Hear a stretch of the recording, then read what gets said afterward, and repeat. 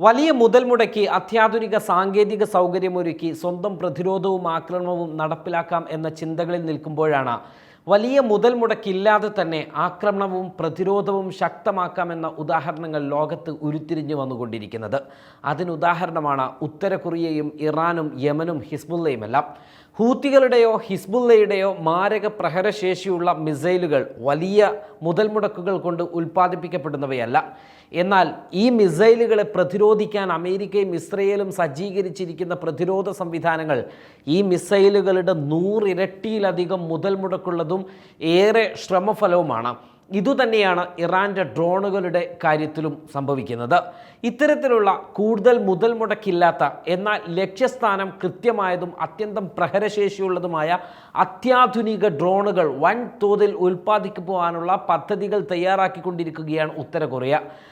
പുറത്തു വന്ന റിപ്പോർട്ടുകൾ പ്രകാരം പോങ്യാങ്ങിൽ ആളില്ലാ ഏരിയയിൽ ടെക്നോളജി കോംപ്ലക്സ് നിർമ്മിച്ച് വിവിധ തരം ചാവേർ ആക്രമണ ഡ്രോണുകളുടെ ഏറ്റവും പുതിയ പരീക്ഷണങ്ങൾക്ക് ഉത്തര കൊറിയൻ മേധാവി കിം ജോങ് ഉൻ നേതൃത്വം വഹിച്ചതായാണ് ഔദ്യോഗിക കൊറിയൻ വാർത്താ ഏജൻസിയായ സെൻട്രൽ ന്യൂസ് ഏജൻസി അഥവാ KCNA വെള്ളിയാഴ്ച റിപ്പോർട്ട് ചെയ്തിരിക്കുന്നത്. ആളില്ലാ ഡ്രോണുകൾക്ക് കരയിലും കടൽ ലക്ഷ്യങ്ങളിലും പതിക്കാൻ കഴിയും. ഫലപ്രദമായി ഗൈഡഡ് മിസൈലുകളുമായി പ്രവർത്തിക്കുവാനും കഴിയും. ചൊവ്വാഴ്ച പരീക്ഷണങ്ങൾക്ക് മേൽനോട്ടം വഹിക്കുമ്പോൾ ഡ്രോണുകൾ ആധുനിക യുദ്ധത്തിൽ നിർണായകമാകുന്നത് എങ്ങനെയെന്ന് KCNA വ്യക്തമാക്കുന്നുണ്ട്.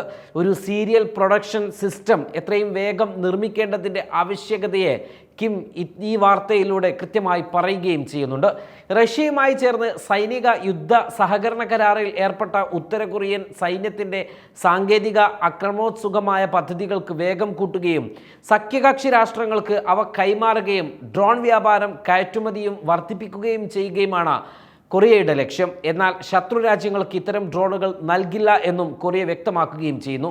ഇക്കഴിഞ്ഞ ഓഗസ്റ്റിലാണ് ഇത്തരം ചാവേർ ഡ്രോണുകൾ ആദ്യം അനാച്ഛാദനം ചെയ്തിരിക്കുന്നത്. പരസ്പര പ്രതിരോധ കരാറിൽ ഒപ്പുവെച്ച റഷ്യയുമായുള്ള രാജ്യത്തിൻ്റെ വർദ്ധിച്ചു വന്ന സഖ്യമാണ് ഈ ഉത്പാദനത്തിന് കാരണമെന്ന് സൈനിക വിദഗ്ധർ പറയുന്നു. താരതമ്യേന കുറഞ്ഞ ചെലവിൽ ടാങ്കുകളേക്കും മറ്റു ലക്ഷ്യങ്ങളേക്കും ആക്രമിക്കാൻ കഴിയുന്നതിനാൽ ലോയിറ്ററിംഗ് മ്യൂണിയൻസ് എന്നറിയപ്പെടുന്ന ഇത്തരം ഡ്രോണുകൾ യുദ്ധത്തിൻ്റെ പ്രധാന ആയുധങ്ങളായി ഉയർന്നു വന്നിട്ടുണ്ട്. ഏത് ലക്ഷ്യത്തിലേക്കും വളരെ നിർണായകമായി കടന്നു ചെല്ലാനും റഡാറുകളുടെ കണ്ണുകൾ വെട്ടിക്കുവാനും ശത്രുവിൻ്റെ ലക്ഷ്യത്തെ ലോകത്തിൻ്റെ ഏത് കോണിൽ നിന്ന് തകർക്കുവാനും നിയന്ത്രിക്കാനും കഴിയുന്നു എന്നതാണ് ഇത്തരം ഡ്രോണുകളുടെ പ്രത്യേകത. ഉക്രൈനിലെയും മിഡിൽ ഈസ്റ്റിലെയും സംഘർഷങ്ങളിൽ ഇത്തരം ഡ്രോണുകൾ വ്യാപകമായി ഉപയോഗിച്ചു വരുന്നുണ്ട്. ഇതിനിടെ ഇസ്രയേലിൻ്റെ ഒരു വ്യോമത്താവളം ലക്ഷ്യമാക്കി ആക്രമണം നടത്തിയത് ഇത്തരമൊരു ഡ്രോണായിരുന്നു. വ്യാഴാഴ്ച പരീക്ഷിച്ച ഡ്രോണുകൾ മുൻകൂട്ടി നിശ്ചയിച്ച പാതകളിലൂടെ പറന്നതിന് ശേഷം കൃത്യമായി ലക്ഷ്യത്തിൽ എത്തി എന്നും KCNA റിപ്പോർട്ട് ചെയ്യുന്നു. റഷ്യയുമായുള്ള പരസ്പര പ്രതിരോധ ഉടമ്പടിയായ സമഗ്ര തന്ത്രപ്രധാന പങ്കാളിത്തത്തിൻ്റെ സുപ്രധാന ഉടമ്പടി അംഗീകരിക്കുന്ന ഉത്തരവിൽ തിങ്കളാഴ്ച കിം ഒപ്പുവെച്ചു. ഇതോടെ ഇരു രാജ്യങ്ങൾക്ക് നേരെ ഏതെങ്കിലും തരത്തിലുള്ള ആക്രമണം നേരിടുകയാണെങ്കിൽ ആവശ്യമായ എല്ലാ മാർഗങ്ങളും ഉപയോഗിച്ച് പരസ്പരം ഉടനടി സൈനിക സഹായം നൽകാൻ ഇരു രാജ്യങ്ങളും ബാധ്യസ്ഥരാണ്. ഉക്രൈനിൽ യുദ്ധം ചെയ്യാൻ ഏകദേശം 10,000 സൈനികരെ റഷ്യയിലേക്ക് ഉത്തര കൊറിയ വിന്യസിച്ചിട്ടുണ്ട്. അവരുടെ സാന്നിധ്യം നാറ്റോ, യുണൈറ്റഡ് സ്റ്റേറ്റ്, ഉക്രൈൻ, ദക്ഷിണ കൊറിയ എന്നിവ സ്ഥിരീകരിക്കുകയും ചെയ്തിട്ടുണ്ട്. ഉത്തര കൊറിയക്ക് പ്രത്യുപകാരമായി റഷ്യ അവരുടെ സെൻസിറ്റീവ് റഷ്യൻ സൈനിക സാങ്കേതിക വിദ്യ കൈമാറാൻ സാധ്യതയുണ്ട് എന്നാണ് ദക്ഷിണ കൊറിയൻ പ്രസിഡന്റ് യുൻ സൂക് യോളും മുന്നറിയിപ്പ് നൽകിയിരിക്കുന്നത്. സൈനിക ശേഷിയുടെ പ്രധാന മാർഗമായി ഡ്രോണുകൾ ഉപയോഗിക്കുന്നതിനുള്ള മത്സരം ലോകത്ത് ത്വരിതപ്പെട്ടുകൊണ്ടിരിക്കുകയാണ്. കിമ്മിനെ ഉദ്ധരിച്ച് KCNA പറയുന്നു. ആളില്ലാ ഹാർഡ്വെയർ സംവിധാനങ്ങൾ വികസിപ്പിക്കുന്നതിനും രാജ്യത്തിൻ്റെ മൊത്തത്തിലുള്ള സൈനിക തന്ത്രവുമായി അവയെ സംയോജിപ്പിക്കുന്നതിനും പോങ്യാങ് അടുത്തിടെ വളരെയധികം പ്രാധാന്യം നൽകിക്കൊണ്ടിരിക്കുകയാണ്.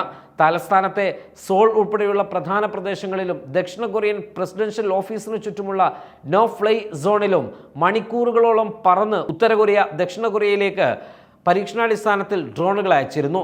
ഐക്യരാഷ്ട്രസഭയുടെ ഉപരോധം ലംഘിച്ചുകൊണ്ടാണ് ഉത്തര കൊറിയ ബാലിസ്റ്റിക് മിസൈലുകളുടെ പരീക്ഷണങ്ങൾ തുടരുന്നത്. അതിനുശേഷമാണ് വലിയ തോതിൽ ഡ്രോണുകൾ ഉൽപ്പാദിപ്പിക്കുവാനും വികസിപ്പിക്കുവാനും വിൽക്കുവാനുമുള്ള ഉത്തര കൊറിയയുടെ പുതിയ തീരുമാനം.